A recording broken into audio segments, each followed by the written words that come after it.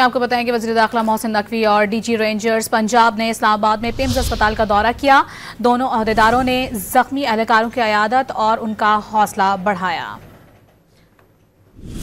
आपको बता रहे हैं वज़ीर दाखिला मोहसिन नकवी और डीजी रेंजर्स पंजाब इस्लामाबाद के पिम्स अस्पताल पहुंचे थे, जहां पर उन्होंने जख्मी एहलकारों की अयादत भी की और उनका हौसला भी बढ़ाया। इस मौके पर उन्होंने मीडिया से बातचीत भी की और उन्होंने कहा कि इस्लामाबाद पर मामूलात जो हैं वो बहाल हो गए हैं और मामूलात ज़िंदगी दोबारा अपनी रूटीन पर वापस आ रहे हैं। आपको बताएं कि वज़ीर दाखिला मोहसिन नकवी और डीजी रेंजर्स पंजाब ने इस्लामाबाद में पिम्स अस्पताल का दौरा किया।